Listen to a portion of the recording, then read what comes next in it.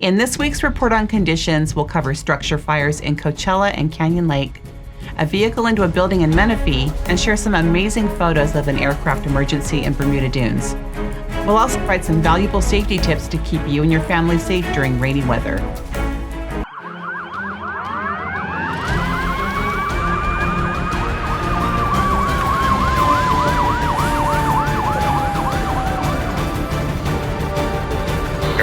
Stand by for reporting conditions. Happy holidays and welcome to this week's edition of CAL FIRE Riverside County Fire Department's Report on Conditions. I'm Jody Hageman. Don't forget to like, subscribe, and click the bell to be notified when we upload new episodes and other exciting stories. Last week, December 6th through December 12th, our firefighters responded to 3,644 calls for service. Of these incidents, 3,005 were medical emergencies and 457 were fire calls. Of the fire calls, 16 were wildland fires, 22 were structural fires, and the balance of 419 were considered other or miscellaneous type fires. It's been a busy week for Riverside County Fire Department. Let's take a look at a few highlighted incidents from the past week. At 4:22 p.m. on Monday, December 6th, resources from the Coachella Valley were dispatched to multiple reports of a residential structure fire at the 52,400 block of Morgan Avenue in Coachella. Let's go to Battalion Chief Paul Heitzman for a previously recorded update from the incident. My name is Paul Heitzman. I'm a Battalion Chief with CAL FIRE Riverside County Fire Department, currently on scene of the Morgan incident. First units reported a single-family dwelling with heavy smoke showing from the BC corner of the residence. Fire crews were able to contain the fire to the rear bedrooms of the residence. Luckily, the Christmas tree and most of the presents were able to be saved due to the suppression efforts of the firefighters. The fire did displace 5 individuals residing at the residence. The fire is currently under investigation. On Tuesday, December 7th, shortly after 2 a.m., 911 dispatchers received reports of a structure fire at the 30,400 block of White Cove Court in the city of Canyon Lake. When the first chief officer arrived, it was reported that a single-story home had heavy fire and smoke showing from the back and front of the structure. An aggressive suppression attack contained the fire to the structure, but unfortunately displaced 2 adults. Damages were estimated at about $250,000. We now take you to Bermuda Dunes, where just after 12:30 p.m. on Saturday, December 11th, firefighters were dispatched to multiple reports of an aircraft emergency near the 78,400 block of Discovery Bay. The first arriving company officer reported a light airplane in the driveway of a home with 1 person trapped in the fuselage.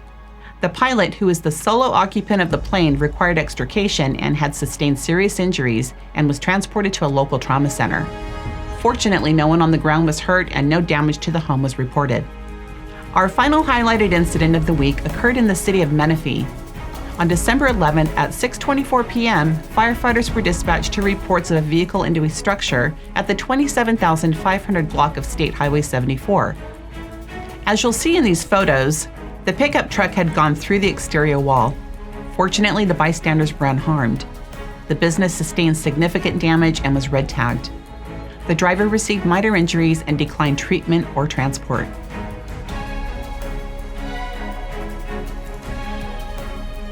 As we prepare for winter storms that may include heavy rain, flooding, and debris flows, let's watch a short safety video from our partners from the National Weather Service. You're running late, and your path is blocked by water crossing the road. It doesn't look that deep, so you decide to drive through it. Bad decision, and it may be your last.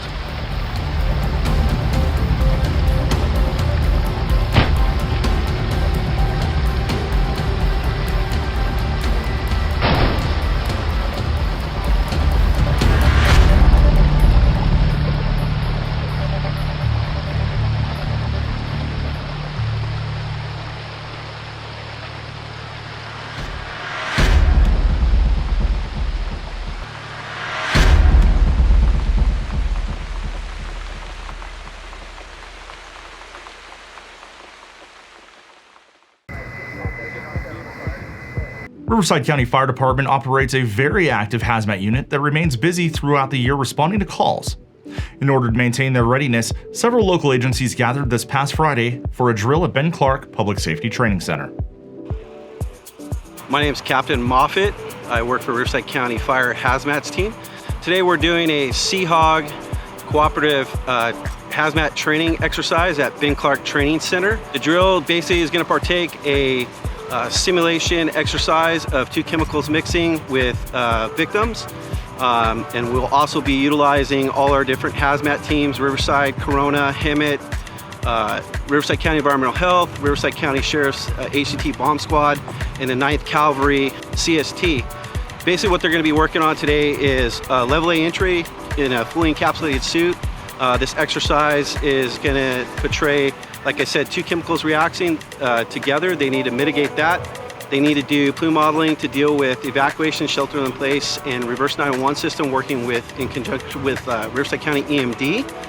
And then also dealing with multiple patients due to the chemicals reacting. We try to do a level A entry or level B entry suit out drill once a year to keep our team typing for Cal OSHA and for FEMA.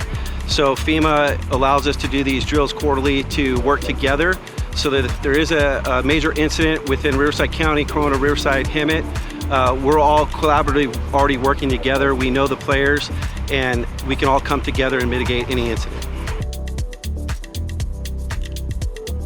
Hi, my name is Engineer Chris Crandall with Riverside County Hazmat. Did you know? On Hazmat, we carry 3 levels of protection, levels A, B, and C. With the least protected is level C, would be limited splash protection and minimal respiratory protection.